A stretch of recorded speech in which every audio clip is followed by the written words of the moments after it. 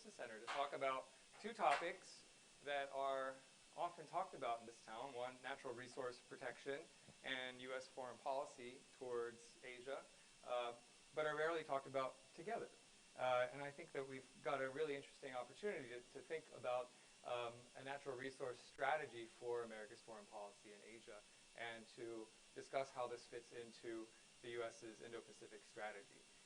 We're here at the request of my good friend Mary Melnick, who is the Director for Environmental Security and Resilience for Asia programs at USAID, to engage in that particular discussion. And I'm not going to give a long introduction. I'm going to hand it over to Mary and the panelists very quickly. But I do want to tell you a little bit about what my team does in this space. And I'm working on safeguarding the impacts of infrastructure development. So in about 6 weeks, my team, which is populated by myself, Courtney Weatherby, and our newest team member, Reagan Kwan, who just started last week with us, will be launching the Mekong Infrastructure Tracker. And among many things, what it does is gives users, a broad user community, an opportunity to think about that intersection of infrastructure development in a space that's rapidly developing, rapidly filling in its infrastructure development gap with new power generation assets, hydropower dams, coal plants, high-speed rails for transportation, highways, waterways, and to think about how some of the issues we're going to discuss today, whether it's wildlife migration, whether it's illegal fishing practices, are impacted by infrastructure development. So this is just a sneak peek of our dashboard. And what we have right now is a visualization of projects. So each dot here represents a project. This is the Nam Chun 2 Dam in Laos. And users can find some information about this particular project. I won't get into the details. But more importantly, they can see that, all these green polygons are protected areas. And there is a World Bank funded project inside of a biodiversity area that's protected by the government of Laos. So it should raise an issue of how were safeguards implemented when this particular project was constructed. So what we have now, and we're going to put a lot more in the future to get this ready for its launch, is a list of the endangered species that have been found to be inside of that particular protected area. And this can be you can discover those species and other important biodiversity indicators as you browse through this tracker and think about how infrastructure projects interact with that. This is a real quick sneak preview. There's a lot more to show, but that's not my place for this particular event. What we do want to do is get back to the discussion at hand, and I'm going to turn the floor over to Mary Melnick, who will lead us to our panel. Thank you. Thanks, Brian. Thanks so much. And good afternoon, everyone. I guess I should start off first with saying Happy World Wildlife Day. Part of the reason why we're doing this is because tomorrow is World Wildlife Day. And also, many, many thanks to the Stimson Center. I think the Stimson Center is really a go-to place for the U.S. government and the Indo-Pacific Vision. I remember Stimson Center was one of the first after Secretary Pompeo announced the Indo-Pacific Vision to host, and you've hosted several Energy Edge events as well. So what I'll do is I'll just mention briefly, the Indo-Pacific Vision is one of a free and open Pacific. It's a whole of United States government approach that has three main pillars: economic growth, promoting prosperity, promoting democracy and transparency overseas as the second pillar, and a third pillar is one of security, and which is often the types of traditional security that one considers that our Department of Defense does. So as I mentioned, it's a whole of United States government approach or strategy. And when USAID was contributing to the vision, we thought it was also very important to address the cross-cutting issue of natural resources management. We know that as economic prosperity on the face is achieved by growing GDP, there are many environmental externalities that are not taken into account. And in fact, resource degradation, environmental degradation can hinder future economic growth. And the transparency over the access to these resources and who extracts and who doesn't is another very large issue. So I think perhaps many of you who may be tracking this have heard quite a bit about the overall approach, about aspects of, say, the Indo-Pacific Transparency Initiative. But because our natural resource management objective is more a USAID objective, and because it's cross-cutting, perhaps you haven't heard as much about it. So at AID, we consider what are natural resources. We consider the energy resources as a part of it, and that is the contribution that we have to the Asia Edge, which is enhancing democracy and growth through energy. But there's a second aspect to our natural resources management approach, and that is promoting environmental and social safeguards, especially in the light of the massive infrastructure development occurring in Asia. And there's also a security angle to it, because we know the high volume in the tens of billions of dollars, the high value of the illegal wildlife trade is. Then if you add on top of that the illegal fishing trade, and then also the illegal timber trade. So I actually am a team leader for the Asia Bureau. There's many more other environmentalists, thankfully, in USAID, but my little corner is the Asia Bureau. And we have been working together in the past year to develop a framework, monitoring and evaluation plan on how do you promote safeguards in the face of infrastructure development.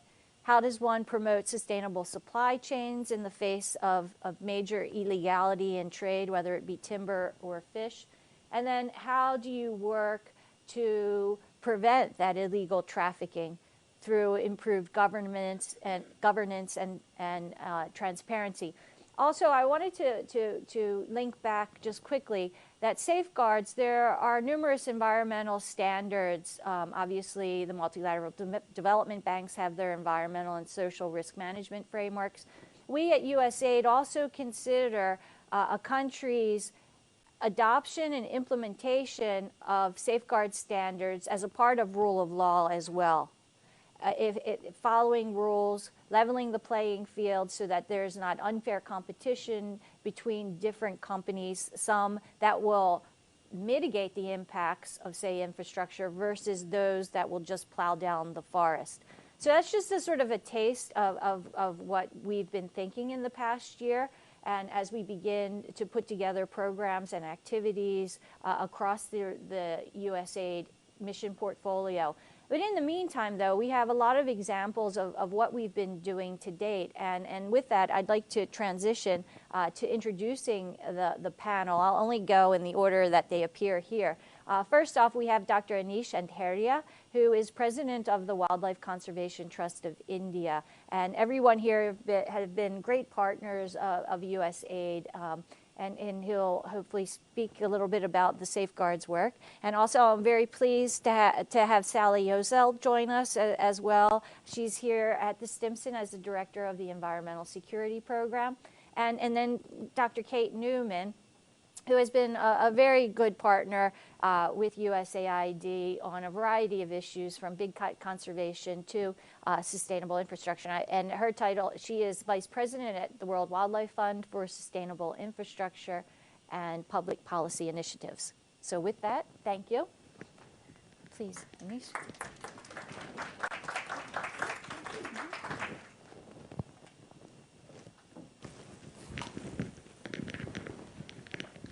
Hi, everybody. Thank you to Stimson Center and also to USAID to give me this opportunity to share some of what we are doing in India. How do I go to the? Next slide.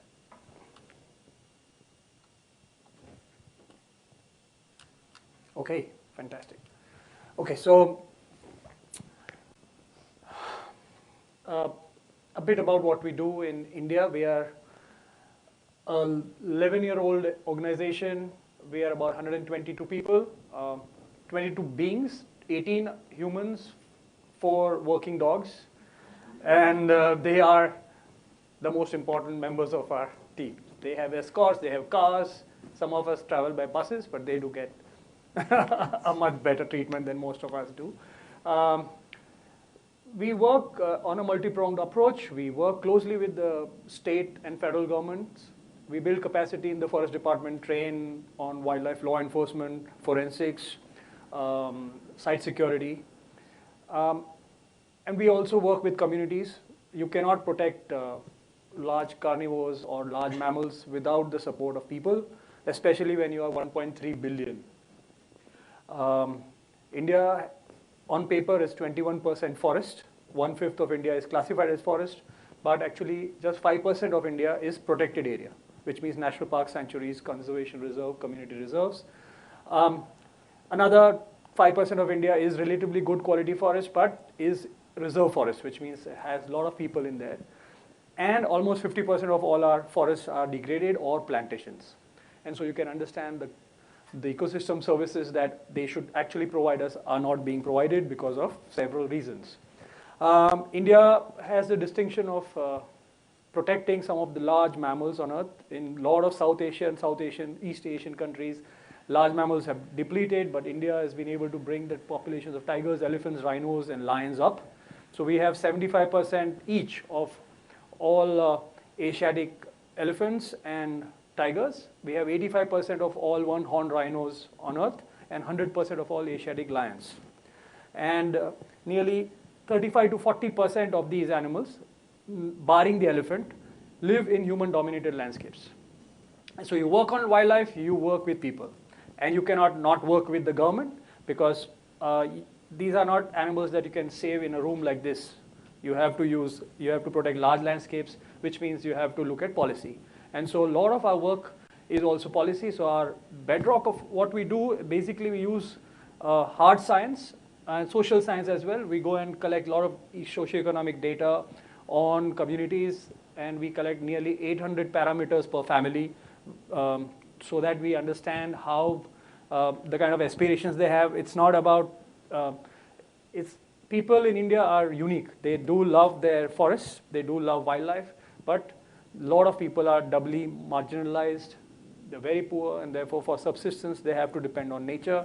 When they do that, forest gets degraded and animals start interacting with people, and then there is a perception of threat, and that translates into conflict. So we work at the interface of all that. So I'll just run through a few things. We use a lot of data that we collect on the ground. We estimate tiger and other large carnivore populations in nearly 10,000 square kilometers every single year. And we have data sets which are almost 8 to 9 years old. We have demography of a lot of these species, so we know how a protected area is different from a non-protected area in terms of life expectancy, in terms of recruitment rates, and a lot of other things. This just gives you a broad idea of the size of landscapes that we work in.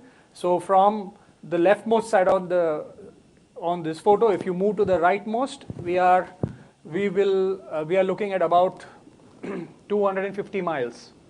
So it's a very large landscape that we work in. All the red marks are tiger reserves, which are protected by law.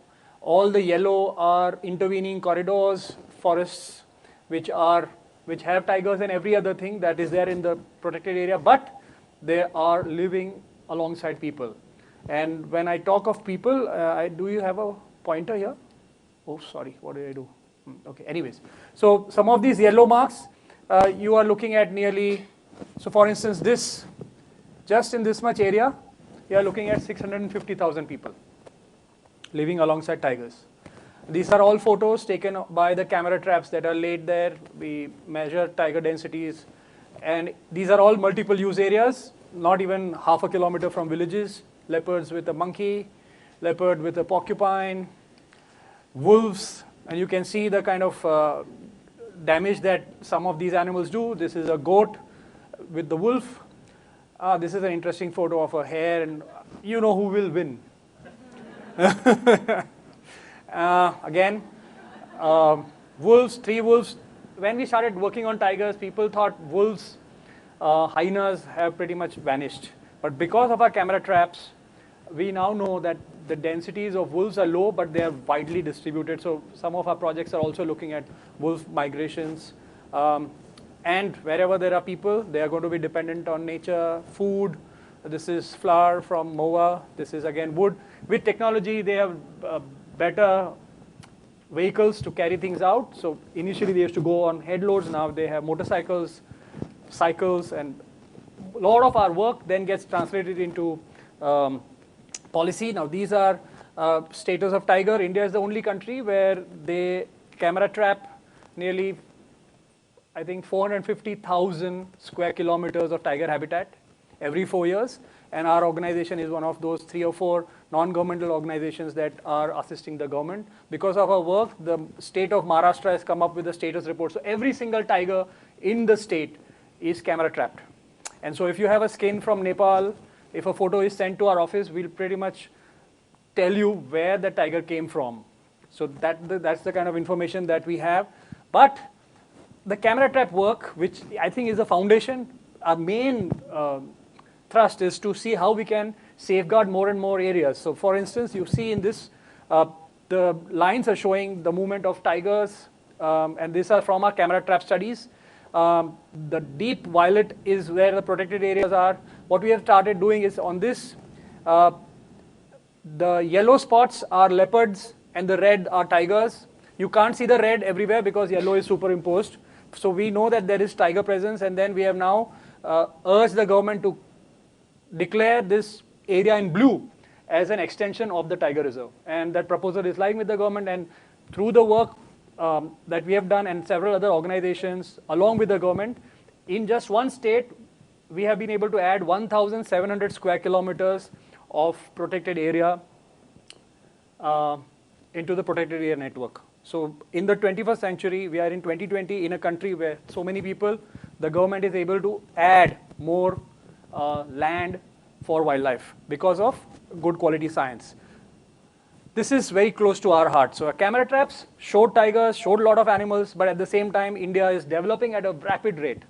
So India's road network is second to none, that's America. America is the largest, longest road networks. India is second in number. We are building about 28 miles of 6-lane or 4-lane highway a day. And we will overtake America by 2030. And America is much larger than India. So to give you an idea, India is 1/3 of Canada, and Canada's population is just twice that of Mumbai. And with so many roads, and suddenly these roads are all being either new roads are coming or existing roads are being widened. And so you have these on a daily basis, elephants, tigers, and small animals, you cannot even imagine how many. On American roads also you see a lot of road kills. Large mammals have gone, but here we do have large mammals, and so you can imagine deer, elephants are being run over by trains very, very commonly in India nowadays. So our organization is focusing on roads, railways, and canal systems.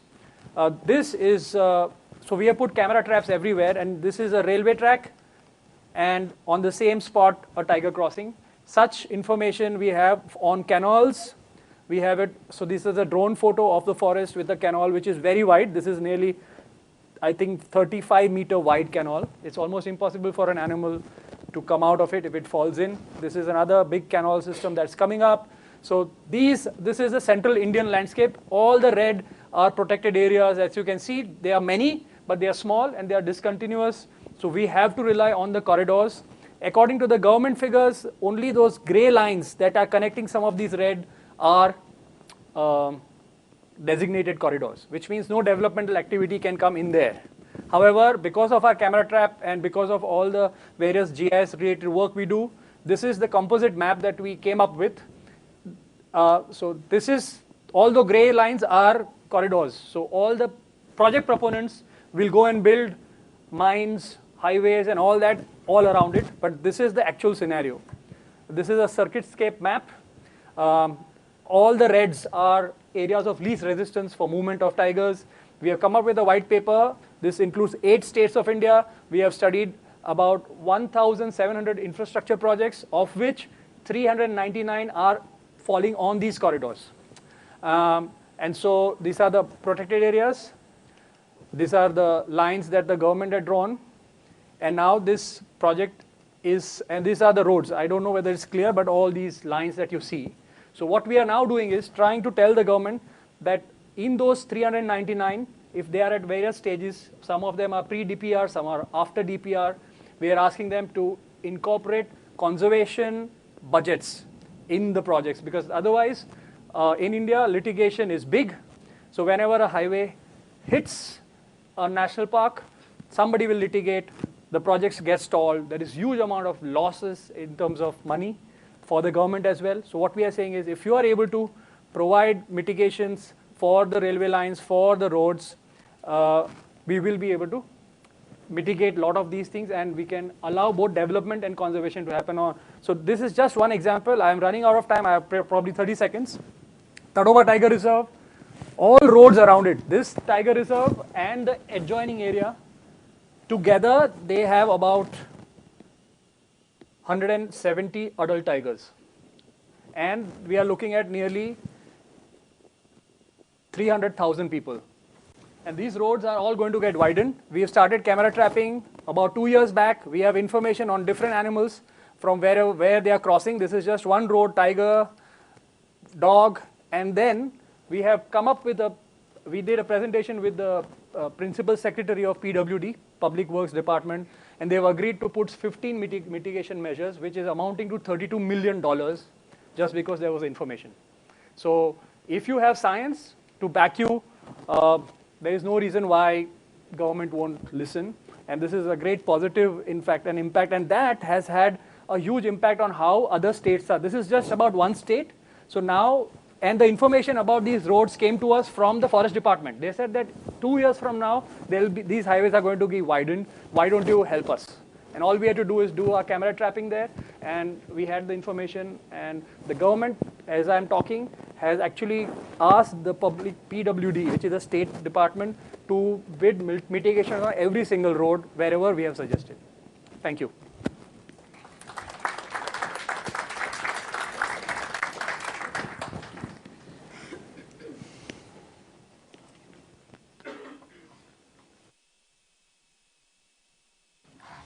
Am I on? Yes. Yes? Can you hear me? Yes. Okay, good. Great, thank you.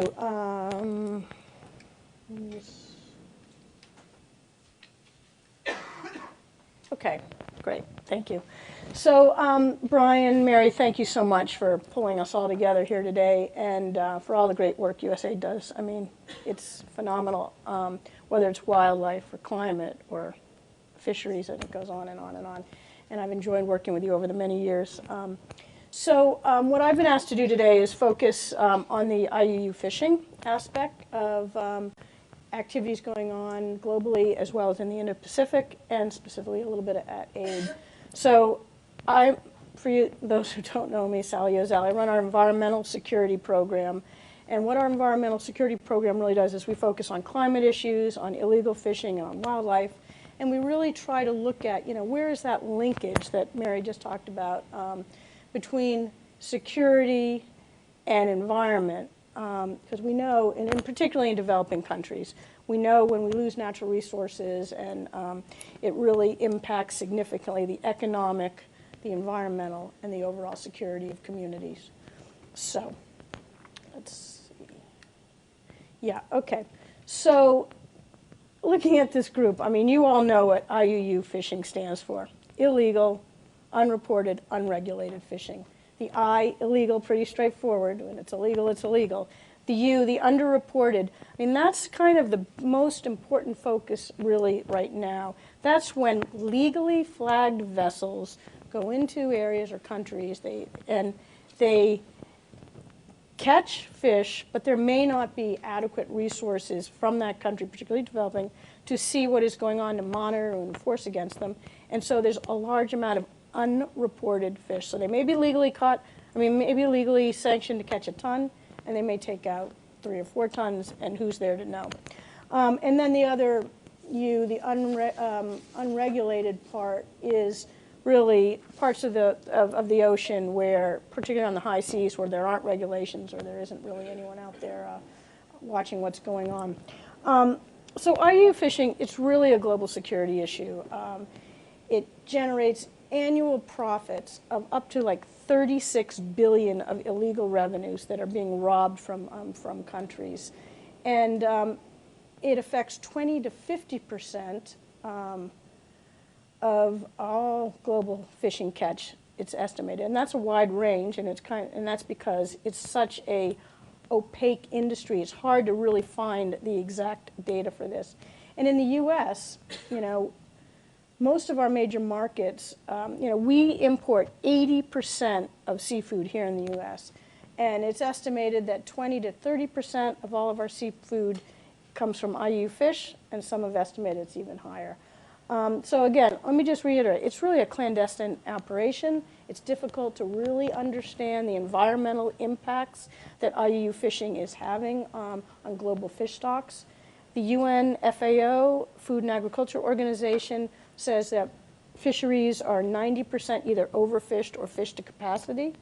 And so that's really close margins when you think about it. 90% either overfished or right at the margin. So if we don't really know what's going on with IUU fishing, how are we going to know when a stock goes over the edge? And so it's really hard for many local and regional and international management regimes to figure out how do we manage our fisheries when we don't really know what the exact numbers are. And who does this hurt most? It hurts those communities, particularly developing communities, who rely on fish more than others for both their protein as well as their economy, their food security. And in the Asia-Pacific region in particular, 75% the Asia-Pacific region is where 75% of the world's seafood comes from. And the UN FAO, again, in their estimates, they estimate about $5 billion is lost in the Indo-Pacific region for IUU. But it's not just the environmental issues that are of a huge concern. There are a lot of geopolitical tensions and economic issues, which I just talked about. But the geopolitical tensions are pretty strong, and particularly in the Indo-Pacific region. In the Yellow Sea, for example, there have been clashes between Chinese fishing vessels and South Korean boats. Recently, a South Korean Coast Guard boat fired at a Chinese fishing vessel suspected of engaging in IUU fishing, and they sank the Coast Guard ship. The government of the Philippines and Indonesia have had huge boundary disputes that I'm sure you're all aware of with China, right across the South China Sea. And a few weeks ago in Indonesia, they literally sent out fighter jets to go after a bunch of Chinese fishing vessels that were with Coast Guard, being escorted by Coast Guard off of Tuna Island in the South China Sea. Last April, in Vietnam, Coast Guard ships rammed an Indonesian Navy vessel after it captured and sunk a Vietnamese fishing boat, and the Indonesians had captured like 12 of the Vietnamese fishermen. So again, another example of some of the intensity that goes on in the region. And then in Palau, for example, for years, Vietnamese fishing boats, these blue boats, have been showing up in their waters, and Palau captures them, sinks the vessels, and sends them back, and they return in a few months later in new blue vessels. So all of these really underscore the economic and political importance of fishing in this region. Oh, I should have had that one up before. Okay, well, that's the one that really shows where all of this is going on. So let me just talk to you about some of our research. So our research here at the Stimson Center, we've had two reports that I know a lot of you are familiar with. The Casting a Wire Net, the security implications of IUU fishing, and Shining a Light, the need for transparency across distant water fishing fleets. And so in the distant water fleet report, what did we do? We were looking to see who are the top five fleets, where are they going, what are the indications. And not a big surprise, China was number one, Taiwan number two, Japan, South Korea, and then Spain. And combined, they all make up 90% of the distant water fleets. China and Taiwan made up 60% of the fleets. And what are the main regions where they go? They tend to go to the Pacific, to West Africa and East Africa. And what are their motivations? They're motivated by economics, governance, and access. Economic incentives are the primary driving force. You know, it's not surprising. They go where the fish are, and they go where it's easy enough to get access to get their fish to market. Second, we found that fleets were really more likely to go to places where the governance was low and the enforcement capacity was low, where there was less monitoring and easier for distant water fleets to put in underreported catch, honestly. So therefore engaging in IUU fishing. It's also often tied to political influence and sometimes even corruption. We heard stories where enforcement officers were told to just look the other way for certain countries. And third, they operate where they can get the best access agreements. And we found that was actually quite uneven. And we heard about preferential treatment and quid quo, easy for me to say, quid quo pro deals. Anyways, and that raised a lot of concerns, particularly in the fishing communities. So, you know, in our reports, we've had a series of recommendations. And really, the number one is the importance of transparency and traceability in the seafood supply chain and across the seafood industry itself. There is really a dire need for increased global monitoring and surveillance at sea, as well as greater enforcement and prosecution for really across local, regional, and international, and traceability. So our reports had several recommendations. And as you can see, the Maritime Safe Act, that's a law that just was put in a recently passed bill that was signed into law in December. And it sets out a whole number of recommendations for to combat IUU fishing. And they incorporated a lot of our recommendations, which I was really happy to see. But I think one of the most important things of this bill is it requires a whole of government approach. So what does that mean? It says, for example, all of the federal agencies in the U.S. should work together. So like NOAA and the Coast Guard and Navy, they're on the ground or on the water, and they need to work on surveillance and sharing data and the many things they do. Treasury, they need to help in following the money. State Department working in diplomacy and in the international treaties. Judiciary helping with enforcement. USAID. So USAID is really critical, helping to build capacity and support training in coastal developing states, help implement the Port State Measures Agreement, and then we have Customs and Borders, which is so important to being able to follow the seafood when it comes into the U.S. And of course, USTR is critical to helping with our trade agreements. So the Maritime Safe Act also highlighted the need for capacity building and for enforcement on transparency and traceability. So let me just talk for a few minutes about traceability, because it's really key in this whole thing. Traceability. The United States has the Seafood Import Monitoring Program, and that's called the SIMP program. It covers 13 specific species, and it sets out, you know, we call bait to gate, or some call bait to plate, but it's from where fish is caught to when it enters the U.S. market. The EU, they also have a traceability program. They do it slightly differently. Our program requires the importers of record to have all this data and information available when it comes into the U.S. commerce. The EU has a system that is really a catch certification scheme where the governments are required to certify that the seafood is not IUU seafood. And I'm not going to go into much detail, but the important is the U.S. and the EU have the systems, and Japan is working on their own traceability program now. And when you include all three of these major markets, that makes up about 65% of the global seafood that's being traded. So think about what that can do to combat IUU when they all get in line and they all get implemented and enforced and are working well and working together. So traceability is really key. We did some research into the effectiveness of the U.S. SIMP program. It needs a lot of work. I mean, we got it on paper. It's only a couple years old, but now we need to focus on its implementation.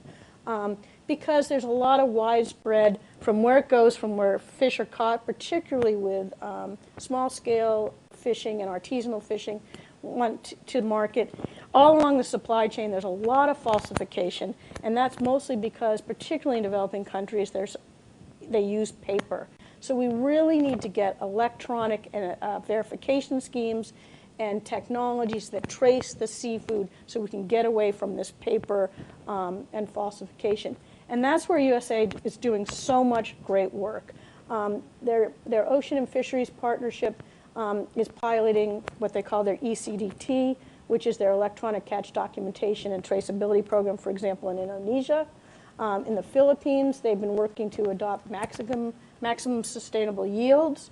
They've also been working with small-scale fishers in Indonesia on piloting transponders, and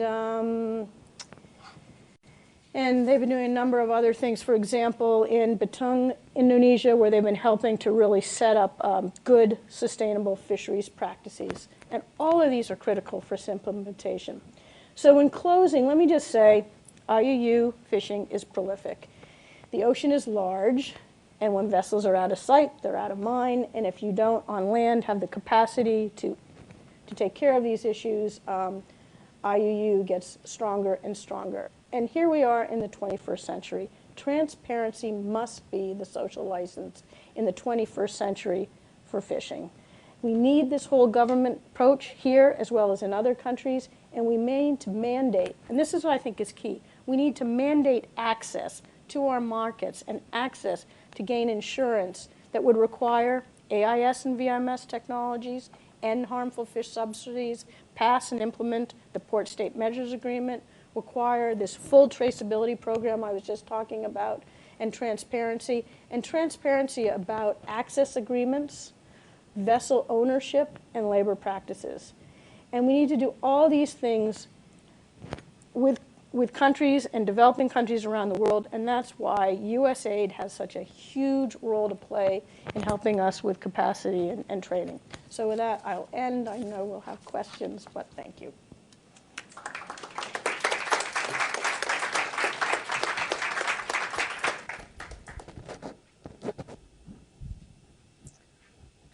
Well, hi, thanks very much. I too have had a long history. We could say, who's had a longer history hanging out with Barbara and Mary, I wonder, over the years, and all the wonderful things we've done together in conservation since the 90s. I've been doing that all this time and have wound up on infrastructure. You probably wouldn't have guessed that's where I'd end up. And it's kind of cool. I mean, it's supposedly the very famous unsexy thing, but it is a super exciting sector, and I'm really glad to be doing this now because the world needs it, and if we don't do something about infrastructure, we're going to be in a lot of trouble. So I'll show you some big, fat numbers. And of course, our favorite. Oh. But actually, since it's our favorite, and since it's something really nice to look at, I'll tell a little story about one of these moments where I realized, oh, we really do have to do something. We were in Nepal, which I'll get into in a minute, and my office said, oh, you're interested in infrastructure, we'll have a reception. And they invited some people. This was about 4 years ago. And I ended up standing with the head of railroads, the head of the power lines, and a journalist of renown, and one of my office mates, and we were talking about the fact that the power line and the railroad, they were convinced to go around Chitwan National Park after long deliberations and a lot of trouble. And it started when they were at some event with WWF, and it was pointed out that you're going to undermine not only tiger and rhino habitat, but it's going through a huge tourism place, and it will wreck the economy of the whole area, and so on and so on. They had no idea, but they were eventually convinced. So I just asked, well, when would you normally get these perspectives, environmental points of view, and the data coming at you? And they both said, no. 7 days a week, 365 days a year, I never, and have never in my 30-year career, talked to an environmental person directly. I don't actually know when this stuff comes into play. I assume somebody's dealing with it, but it's not me. And it really struck me that this parallel universe of construction, building, creating from environment is the problem. Okay, there are other problems, one of which is how much infrastructure we need. This ginormous number is thrown about by professionals here. Actually, it's quite old these days. $95 trillion is what we think we need to carry on our projection of what we are currently spending, plus what we're going to need for sustainability. If we get there, it'll be more than twice what we're spending now. Our spending rate is not keeping up. Sorry, this was a black background before. That says 25 million, and that's the number of kilometers of roads, as you mentioned, going in globally, 60 times around the Earth, mostly in developing countries, these new roads. And then 75% of everything you're going to see in 2050 hasn't yet been built. So where is that all going to go? I mean, that is a lot more stuff. And we think we're pretty crowded now and we have enough. We don't. To meet all of our needs, it's going to be a lot more. So if you find that kind of scale of change and you combine it with the longevity of infrastructure, remember that commercial, diamonds are forever? No, most of you can't remember that. But anyway, there was a commercial, diamonds are forever, darling. They last forever. So do Roman roads. And if you think about Roman roads, they are still being used today. Pretty much the entire Roman road circuit is the current road system in Europe and the UK. And that's how it goes. You put one in and nothing comes back. And it never goes back to that natural system. It always comes, people come in and start using it and transforming it. And so this kind of insidious and permanent change is often made up of decisions we make incrementally. Every once in a while, somebody makes a plan, but usually it's, oh, we've got money now, or I've got an election coming up. What we're looking at is bringing the environmental considerations into decisions about infrastructure. Usually comes in sort of at an EIA stage later, when somebody has to tick the box. And that kind of lateness only allows you to do maybe minimize the risk, maybe gives you a chance to mitigate. You can compensate and offset. And a lot of companies are leaping straight for that because it's easier than changing their plans. Also, these days, climate change at least, and from an environmental point of view, is taken into account relatively early because of the popularity of the issue or the fear. But the ecological stuff, not so much. So what we're proposing is to shift our way of thinking about what we need to do into an earlier phase. By the time that little green man has found out about the environment and started taking into account, investments have been made. The designs have happened. The personalities have said it's going through my village. The engineering handshake has happened, and that's straight is always good. We've designed a straight thing. And so the opportunity for any kind of mitigation, any kind of innovation, any kind of improvement is reduced to almost nothing. And if the EIA says you must, then they'll say, oh, no more money. And they'll do a little bit, and then they'll forget about it and hope you don't watch as they implement, and it all goes away. The Inter-American Development Bank did a study of 200 of their projects that had experienced some sort of conflict and found that 80% of them were delayed, 50% over budget, 20% canceled all out, and only 20% were unaffected by social and environmental issues causing all those other problems. Yet none of the projects had anticipated it nor included these opportunity costs basically in their ledgers and were not basically alarmed by the amount of money, the billions they were losing, because it's sort of a built-in way of doing business in the infrastructure world. Oh, it's going to happen. However, imagine how many billions of dollars were lost here. So we're proposing to think differently about this, work way further upstream before even you've thought of a project to start working on some of these issues. If you're able to do that, you can actually use the mitigation hierarchy, because remember the mitigation hierarchy starts with avoid. You want to avoid any of these problems by finding out where you can go through the data that we're describing and where you can't go, and making that information available to the decision makers in a useful format on a regular basis that will be held up in court or by these developers who are competing for this stuff.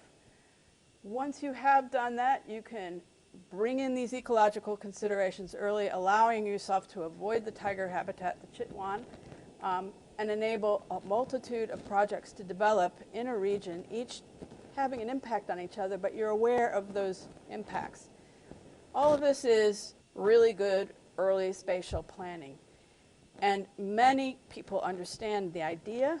It's best applied or most frequently in an urban setting, less so in the broader landscape where there are competing interests and different districts, and we don't have enough of that going on. And as I said, the institutions who would need to do it don't think about it. Like my guys, when we were talking about never thinking about the environment. So we've been taking some of the ministries of construction folks to meetings. There's a road ecology meeting, which is what we just saw, that the science of animals hitting vehicles is called road ecology. I learned that fairly recently, but I love it. It's a fascinating science. And the guys were stunned. They'd never heard of it. They didn't know about these solutions. They don't know about these tricks I'm going to show you and that we just saw. It just isn't taught. Not only is it not taught in these developing countries, it's not taught here. And we only have in our country only 2 states that use these measures. So this isn't exactly just something that in Nepal they haven't caught on to yet. It isn't going on, but it needs to go on everywhere. And the solutions are there. So this is a picture that we got funding for in the Asia High Mountains project, where we were worrying about those beautiful snow leopards. Because it's not just about how animals move across the landscape, it's also how the landscape's going to change because of climate change. And that landscape's going to cause much more dryness. The water is going to be melting faster and flushing down all that sediment. You're going to have massive changes in vegetation, which means the animal populations are going to move. So protected areas, as we know them, are good, but they might not be right only in 20 years from now. So one layer of information you should know for your infrastructure, for the sake of your infrastructure and for the wildlife, is what change climate change is going to bring about. So we did a series of beautiful analyses of this. These are only a couple of slides, but they're so pretty, and I thought you'd like them. But this is how habitat looks now, and then there are projections of how habitat will look in the future in this corner of the Himalayas where the snow leopards are. This is a composite of previous slides, but I'll jump to the end, where it's showing you what conservation priorities really probably ought to be these days, where you have high biodiversity and high human use needs and so forth in the top column, going from lower to higher. But on the left, you're finding the impacts increasing, and where you need to get going to make sure that you've consolidated and maintained some of these reserves in these resilient areas that will be important for wildlife will be in those circled purple areas. However, here we have Nepal. And this is a neat little picture of the ambition that this country has of fixing itself, getting people off that, the floor, the only flat land they have in this country, and moving them up into the hills to spread the population out, spread the economy around.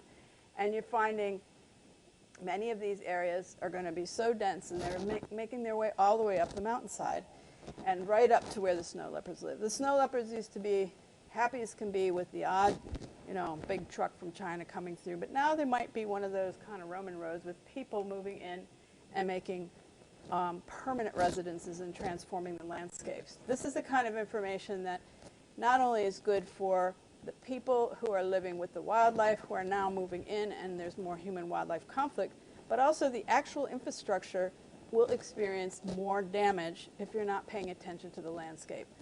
In this environment, that single bulldozer, they have a phenomenon from another USAID project we worked on, the single bulldozer guy, the guy who buys a bulldozer and then starts going up, and villagers say, we want a road, and he'll just say, okay, and he'll start going. And then he gets to the cliff and he says, okay, your road's done. You'll have to walk the rest of the way. And when they do that with zero planning, if you fly from Bhutan to Kathmandu, you see these V's on every hillside. Those are the landslides. And those crappy little roads built with zero planning and little understanding of how the ecosystem is holding those mountainsides intact are basically destroying the roads and anybody who lives in the path of that landslide. And engineers, however, they're mandated to think in 50 meters on either side of an alignment once the alignment's set, not what's going on up here. So if there's deforestation holding a whole hillside over here managed by somebody else and is not being taken into account in your design, 2 years from now, like the poor colleagues and friends in California whose denuded chaparral hillsides were then rained upon, all those landslides were just a misunderstanding of how management of ecosystems far away from you can ruin your infrastructure. So we need a broader reflection about what's in our landscape to inform good decision making. This is just getting back to, I'm going to basically repeat a bit here of what happens from the wildlife point of view, and understanding that, yes, we have moose, they have elephants. And this is serious human conflict, humans die, but also we have the wildlife changing. And these are just some pictures of mitigation measures that are there's a whole community of folks working on these mitigation measures. And one of the things I really love about them is they're solvable things. So if you can't avoid and you find yourself going through, what do you do? And there's a constant growth. It's only about a 10-year science where people are coming up with engineering solutions and ecological solutions and social solutions for enabling wildlife to continue to flow in the landscape without this kind of conflict. And so the signage thing doesn't really work. That everybody knows, but it's appreciated and understood, and it's educational, but it doesn't really stop animals from getting killed. Underpasses and then those beautiful vegetated overpasses, eco-ducts, are cool. They're expensive, but they pay off over time because they actually do maintain flows of wildlife that don't then get killed, or people don't get killed crossing. The drownings in this picture here are avoided by having the same sort of thing, some sort of overpass specifically for the wildlife. But you need fencing to go along and funnel the animals in, and that's another additional aspect of it. Or you need to keep a canopy up so that the monkeys can go by. And every animal, when I go to these conferences, has their own special thing that they do. Like a crab, they build these like scratchy boards that go up and over a road during crab migration season, and you just see thousands of crabs going over in Australia. And you need much redundancy for little things. You need a lot of holes under roads for little things, not just one, because nobody ever just goes to one. And furthermore, we've discussed this a lot, you have to make it the right size. And one guy I know has a great photo, and he shows his tunnel going like that and said, "Would you go in there?" And basically each animal has to feel safe when they're going to go through there, because they can see that it's predator land. And so there's something, my last little anecdote because I'm done, there's something called faunal furniture. So this is for your crossword puzzles. Have you ever heard of faunal furniture?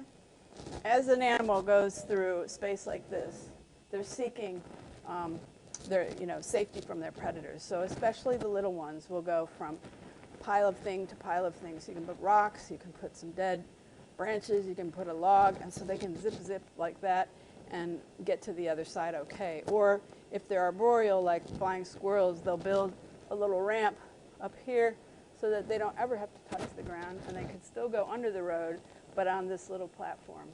And these are the things that you have to think about for or when you want to maintain your bats. Doesn't that look good for bats? But not if you make that smooth cement. So you have to have little ridgy cement. So these are like things you can do. It's so heartening that there are things we can do. If you plan ahead, if you worry about it, and if you can convince the construction guys to care about it too. And here's a couple of shots of success. That's a leopard going into an underpass, and a monkey going over one of those arboreal things. And like in India, and India is like the #1 premier place in the world for this, the Department of Roads in Nepal has just now decided to make it a mandated part of how they work. And so we all need to bring this science in and encourage people to apply it when you're bringing in big projects. And we have to build the institutions that are going to be able to do that and help them work together. Then we'll have our animals and our roads too. Thank you.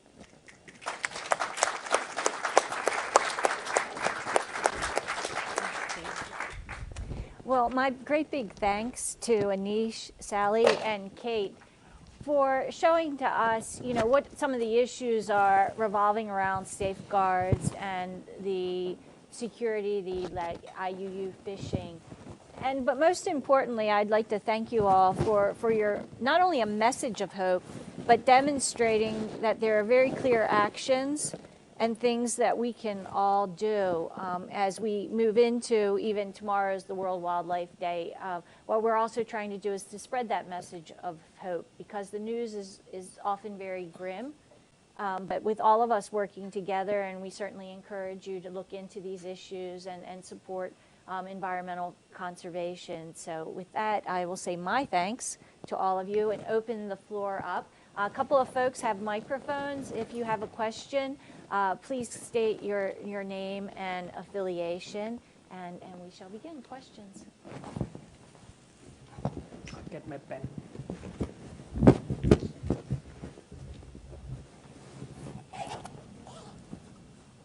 Brian, please. Oh, sure. Brian, I'm at the Stimson Center. My team works on what we call system scale planning in the Mekong Basin, promoting about early stage planning, multiple projects, multiple sectors, and now the state of the art, we're planning to stage where we can, for as many indicators identify for impacts or benefits, you can develop scenarios that gives a, I guess, a readout of the various benefits and impacts across multiple scenarios and multiple indicators, whether it's fisheries impacts or wildlife, population reduction or resettlement of people.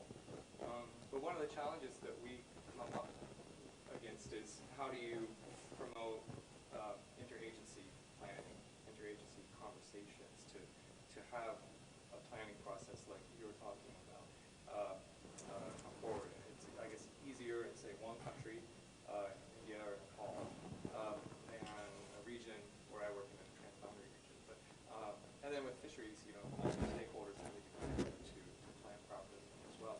So what are some best practices that you can share with us for joining that conversation among multiple ministries to have them begin to want to move some of these planning processes forward? Well, one of the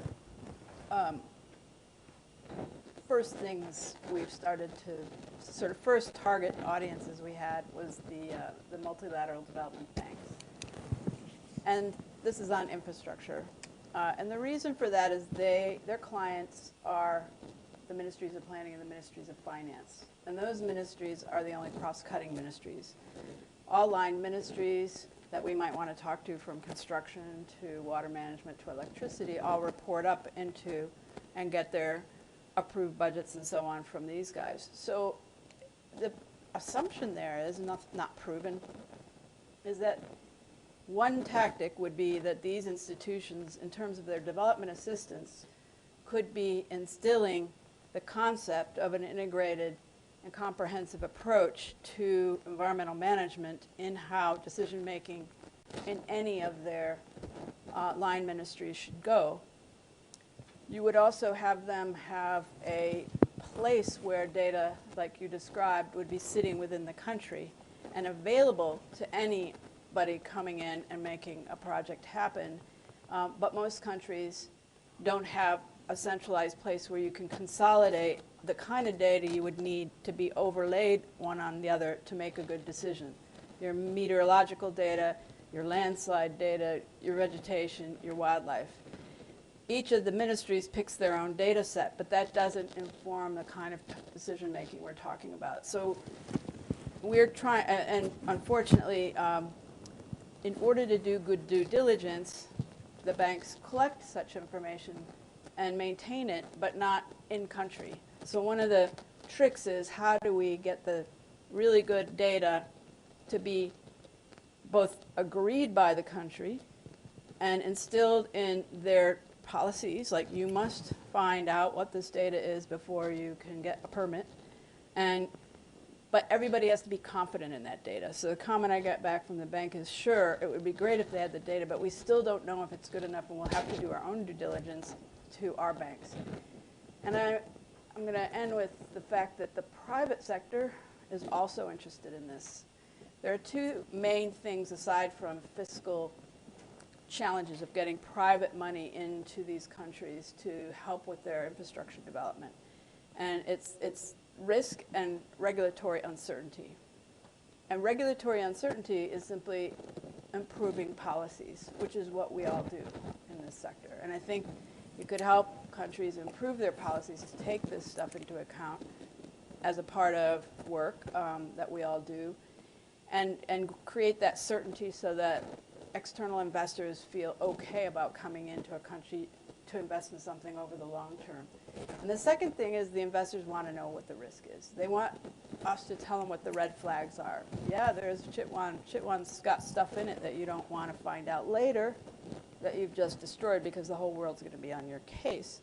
They don't have time to think about it, so they don't think about it, so they don't come to these countries. These countries need these investments, and they're getting poor investments, sporadic investments, politically motivated investments, not the good, consistent, well-understood packages of investments. So if we could get some of that risk to be super clarified through these kinds of databases, and as you said, available, then all the people investing would be fine. And if the Minister of Finance is saying, you all have to look at this, so I'm talking about a very top-down set of things. There are plenty of other tactics, but these are some things we could be doing or helping countries do from the top down.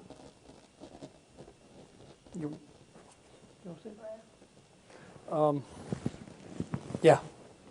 So, so just a positive note, because it is grim, and you can see how Nepal is building the roads all in the mountains. India, I told you the rate at which it is going.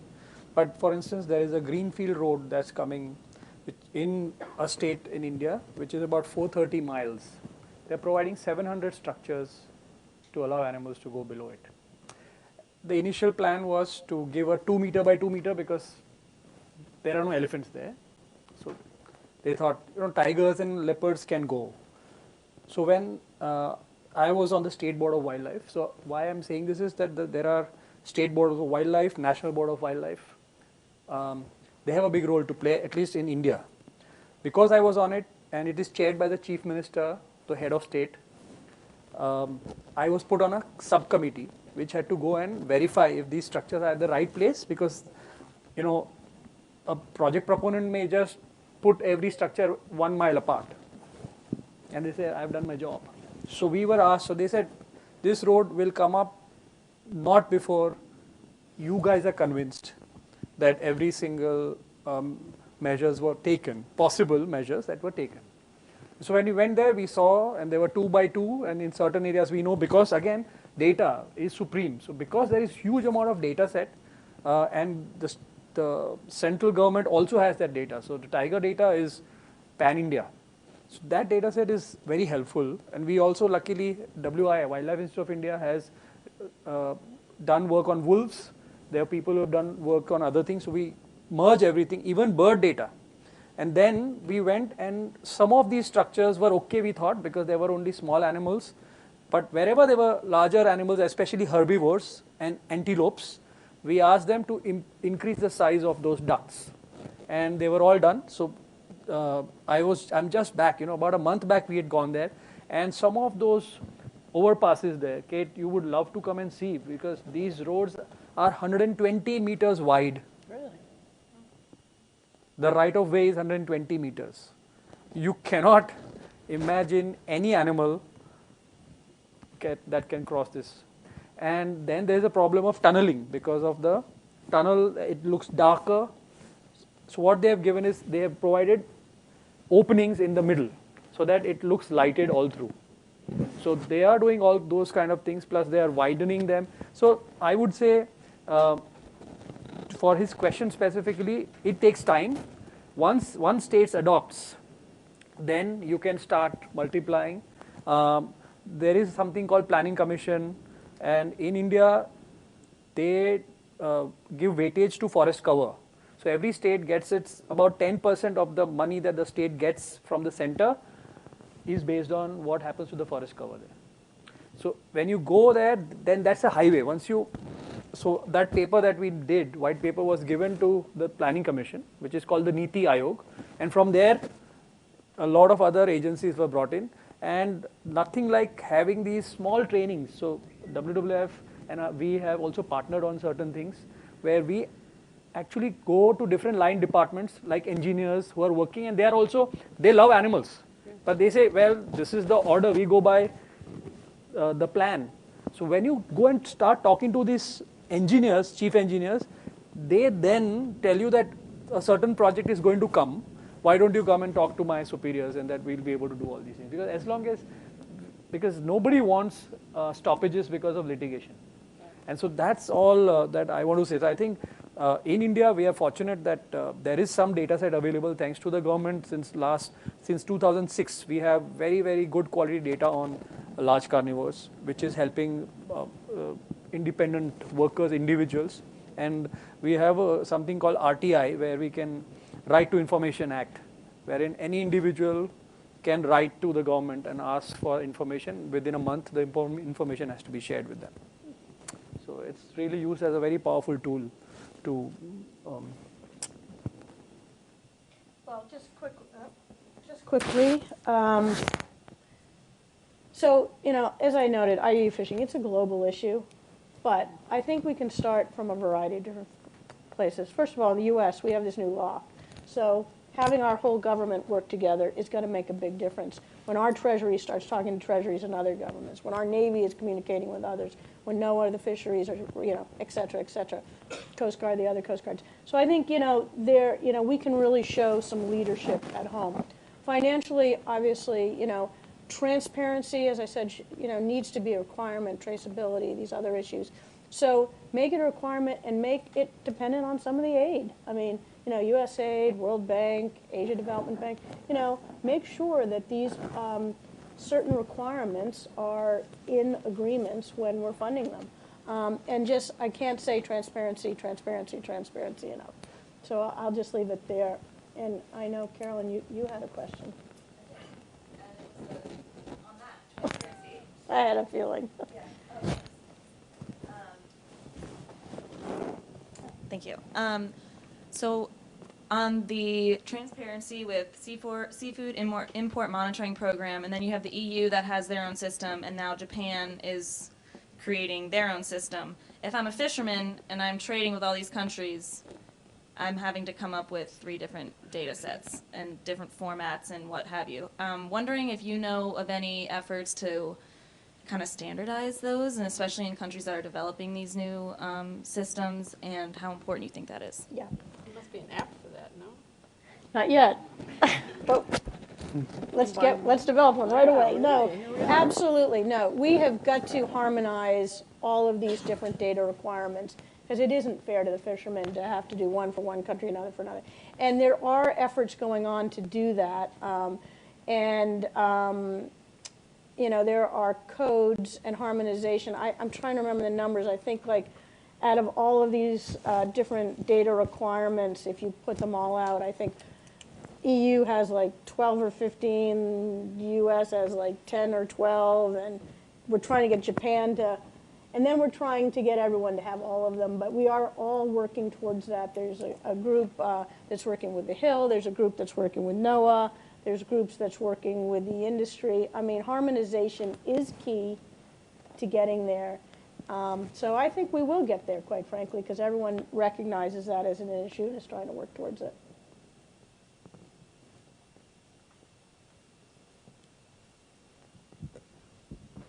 Yeah, no, thank you. One of the big actors in this region is China. Are we making any inroads on how they approach infrastructure development or fishing? Barbara Best. I can start with what we're hoping. How about that? China's got Greening Belt Road Initiative guidelines, and they're not bad.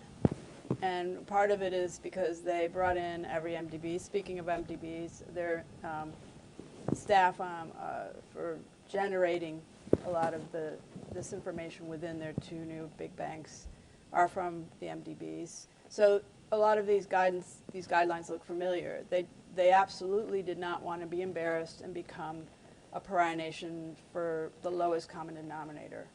And so that kind of pride element is what we're hoping will be an enabler to go in when they're bringing investment in that aren't probably those major, sorry Barbara, your strategic military ports are probably not going to be in this category, but the routine investment in building roads or improving roads.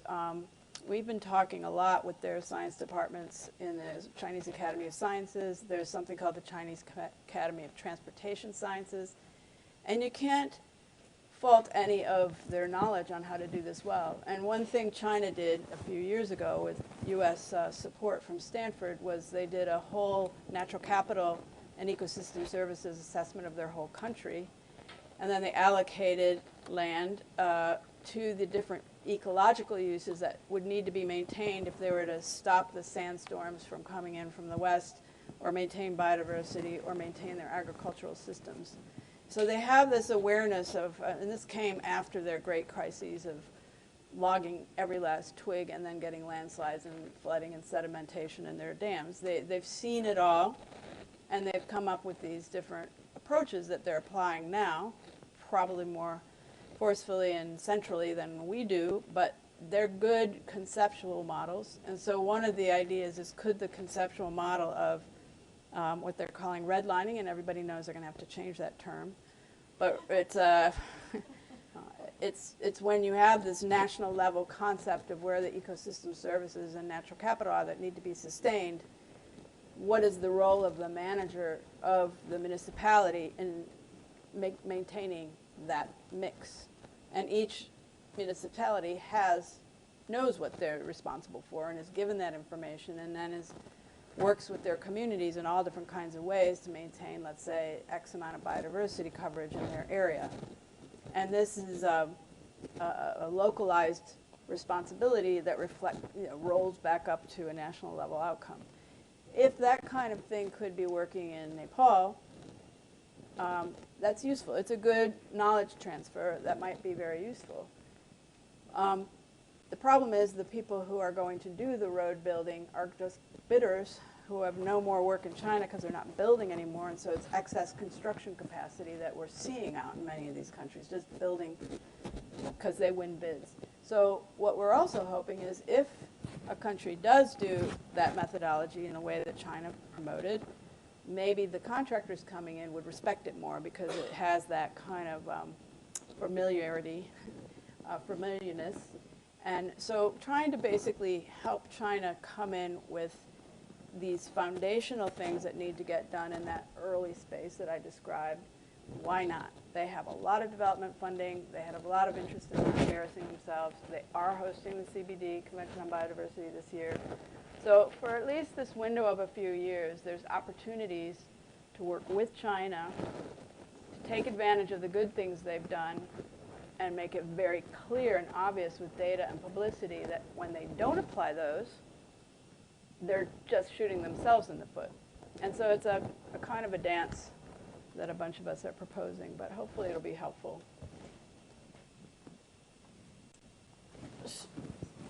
Let me just make a note about the fisheries aspect of China. I mean, obviously, our distant water fleet report really highlighted, China has the greatest distant water fleet.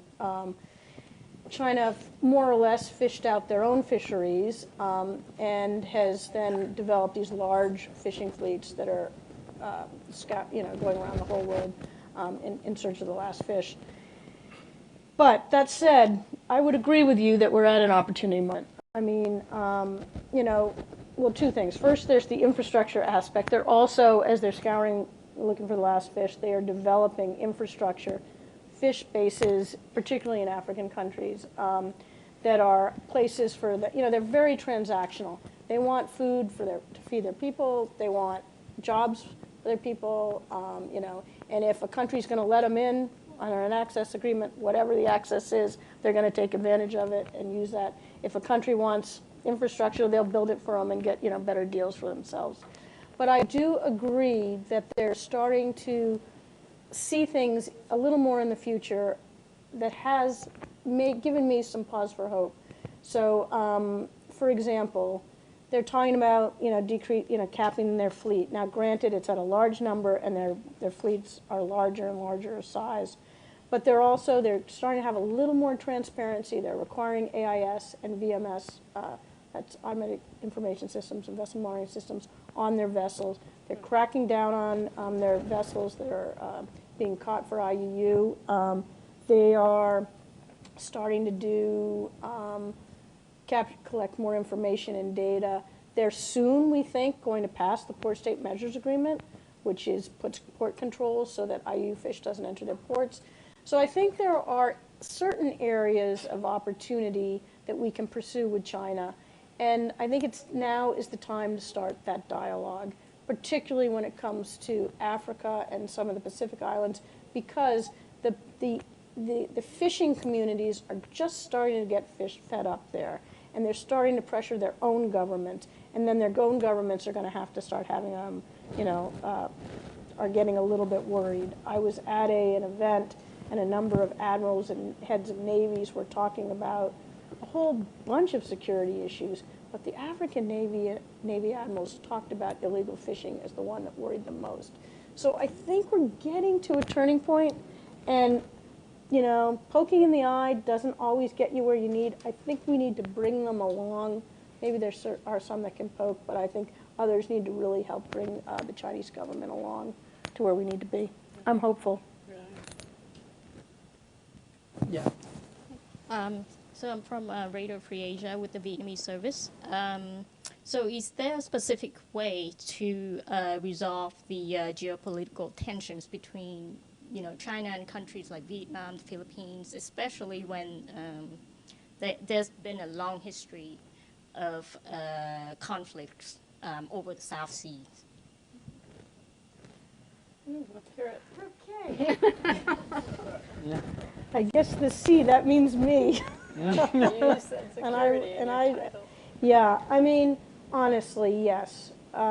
It's tough. But I think the countries in the region need to come together from a regional basis. I mean, for starters, fish don't know any bounds, right? I mean, so they're going to go from one region to the other. And to the extent that all of the countries in that region band together to work towards better fisheries management and more traceability and more transparency, then it's kind of going to affect the Chinese. Even if it's not pushing them out of the waters, it's going to force them to be more transparent about their own activities.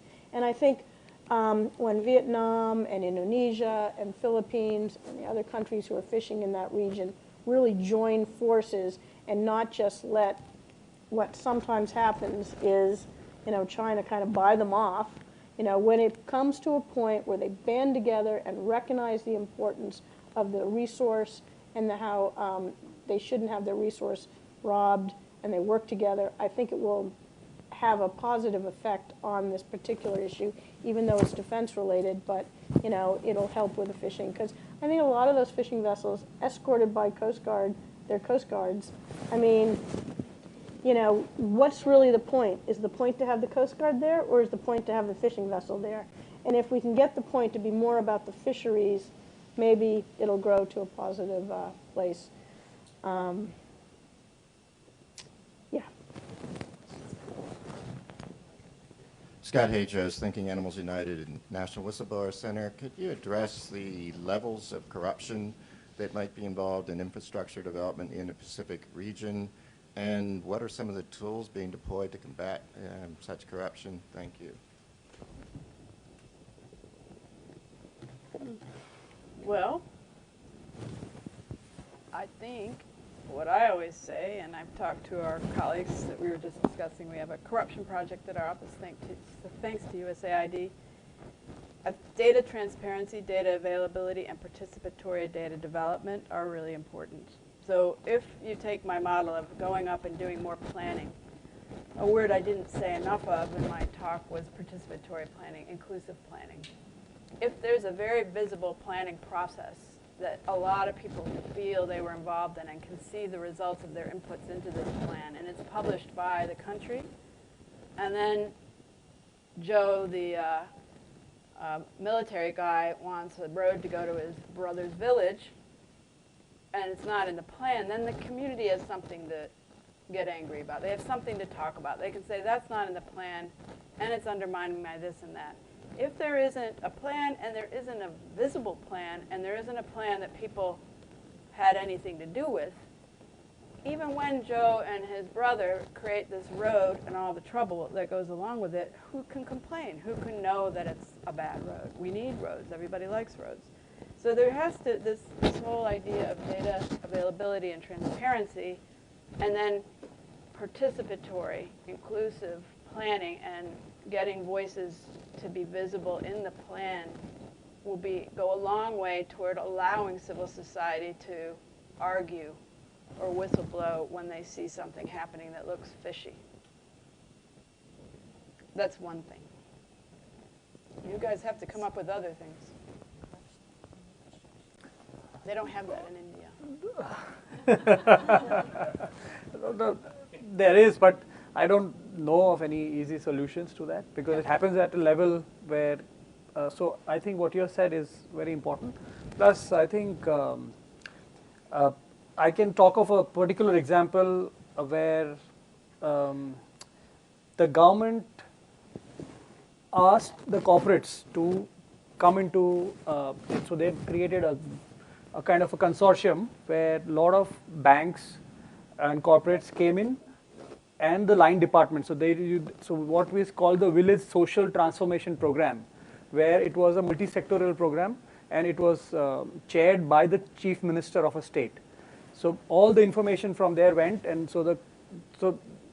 there is so many different sectors with different strengths. So they just pulled everything together and asked the corporates to also put some amount of money in it so that they are interested. And so they came up with a large-scale plan for a landscape.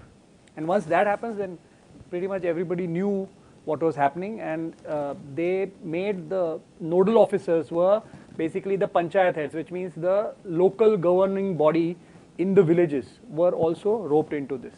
So the collector's office, the corporates, and the line departments were all pulled in, and it's just 2 years young, so we don't know how it goes, but I think transparency is one way to, because otherwise you'll get boycotted.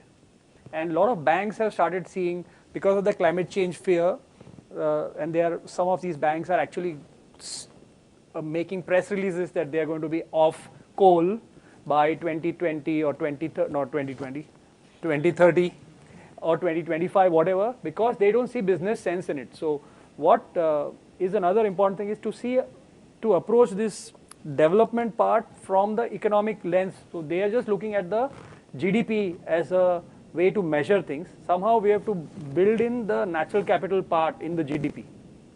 And if we are able to do that, then I think we'll be able to, because currently we're just looking at how money gets exchanged, but we don't know what you are liquidating for that money. So that needs to be brought in. And so, for instance, some 25 tiger reserves in India, they have gone and done valuation. So there is a document now of 15, another 10 is going on. So 15 tiger reserves, there is valuation in terms of ecosystem services and all that that's being put out. So, May I add yeah. Sorry, were you going to add? No, go ahead.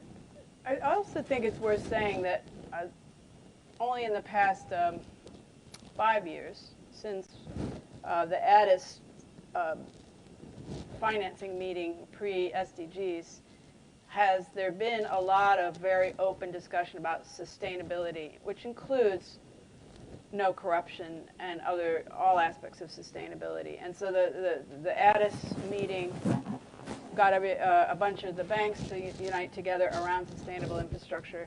And then just last year, we signed, U.S. government, agreed to quality infrastructure investment criteria, which lay out in very interesting ways the environmental principles behind quality infrastructure.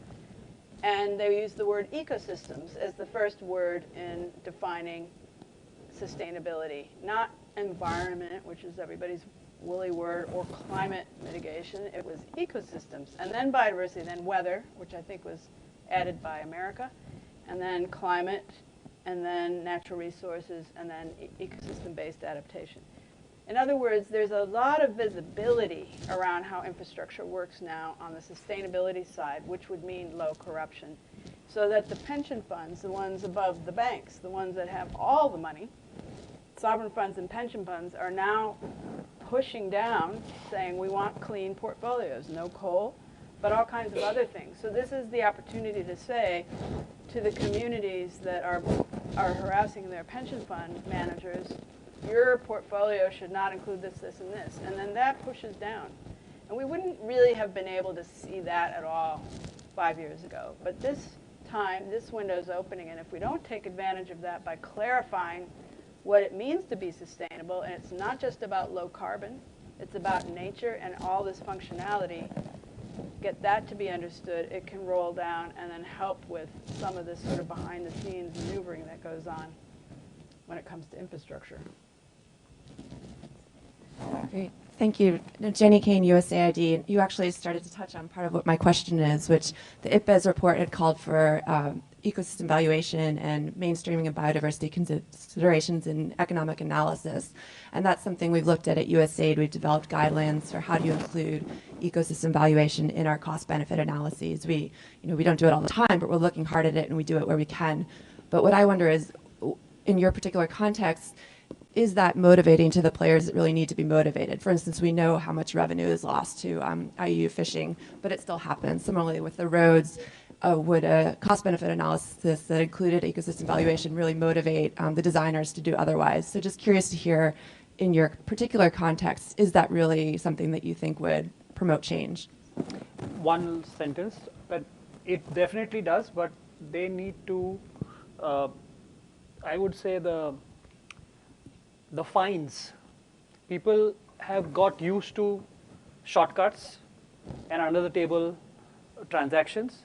So unless the law becomes strong around it and people who violate need to be reprimanded first, that has to happen simultaneously. This valuation stuff people understand, but it's a tragedy of commons. So if I follow all the strict rules, then I'm outcompeted in the world. So we need to first bring that up. So which means the regional treaties, that, and especially in fishing, is the most difficult thing. I mean, we work on land, it's very confined to, and it's very visible. So I think they will be the ones who will lead the way, because there is no borders as such. But I think the law and international laws have to become stronger, and the best way to do it is people need to gang up against somebody who is violating. So that is not yet seen. Otherwise, this valuation, everybody understands. Most banks understand. In fact, I won't take the name of the bank, but they actually have a department that is looking at it so that they can plan their future investments on it. They don't want to be in situations where they'll be fighting litigations and losing millions of dollars on it. So Jenny, I mean, for ocean issues, 36 billion, 5 billion here, I think those are really important numbers, but you definitely need to bring those down to the community level so the community knows what they're losing. And that's really difficult, obviously, but the more granularity we can get in those numbers so that communities understand how they're affected, the more likely they're going to be likely to act.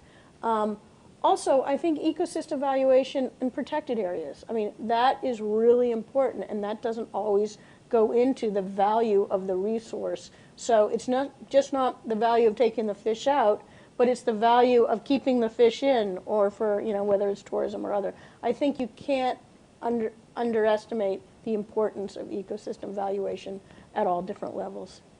The other thing, even our Army Corps of Engineers, who you think of only as straightening out every river they can, has now a whole division on natural infrastructure, engineering with nature, they call it. A great new book, last year, Engineering with Nature Atlas Global. And the premise there is, it turns out that physical infrastructure is often more expensive and actually deteriorates faster than a natural solution. So any piece of concrete over time as a sea barrier, every year rots. And we all know this, and then we figure we'll have to rebuild it. And as you know, America hasn't been rebuilding much. So we're left with rotten stuff that doesn't actually work. Meanwhile, BP is spending billions of dollars, the biggest project ever, I guess, on restoring wetlands to serve the same function as a bunch of non-functional levees and walls. And so where there is this possibility of delivering an outcome with this super sophisticated engineering that nature provides us that we actually can't replicate very well. It doesn't even really need to be costed. It's just shown to be working. If we can figure out how to use it for meeting our infrastructure needs, we're often going to be better off. But what they point out is that people worry about it. It's your litigation issue. And every time I meet engineers and contractors, they're worried about being sued and losing the bid. And if they're trying to be innovative with something and it's not proven, or the people can't get over their own prejudice, let's say, of anything out of concrete is going to be stronger than something that's not out of concrete. So I don't know. They often have to work in trials with communities over years to get them to be okay about trusting the natural system. And the other factor is not so much about value, it's the costing. You can cost a pillar of concrete that's going to hold up X amount of bridge weight. And we have all kinds of formulas and codes for that. But how big of a berm do you need for the 100-year? How big of a sand berm do you need for the 200-year? And how wide is it? And should you bring in cement or maybe clay? And then how much can you do specs and do a procurement to the same level of specificity you can do with the engineering side? That seems to be the bigger problem for them. All of which is surmountable and all doable, but it's going on right now. That's what makes infrastructure so much fun, is that we're solving and figuring out really doable problems that we can really sort out, because we're talking about engineers, they love solving problems. And they're working on it now. They weren't working on it before, but they're working on it now. So there's a lot of stuff that's going to happen soon. Well, that's a very hopeful note to end I think on. so. I'd like to extend my thanks on behalf of USAID to Stimson Center for hosting us today, and as well as to Anita. Thank you, Mary.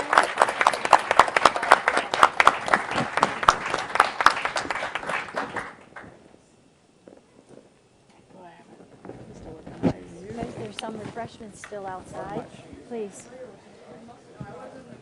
Thanks.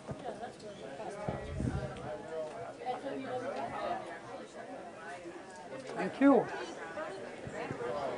In May. But so many different iterations. Yeah. Well, that was fun. Thank you for your invitation. You guys are doing awesome. All right, take care. Stuff with the road. Yeah, but it's not as, at a national scale, it's nothing. It's happening at the state scale. I want to shake your hand because issues. I can leave my card with you. Yeah, that'd be great. I work at Earth Day Network. We're actually starting to do more work in India, working on the Asiatic elephant, just kind of trying to understand the issues there and getting partners that are doing more. Everybody, we have to do a costume change on this room, so feel free to mingle, but please do it outside in our lobby area.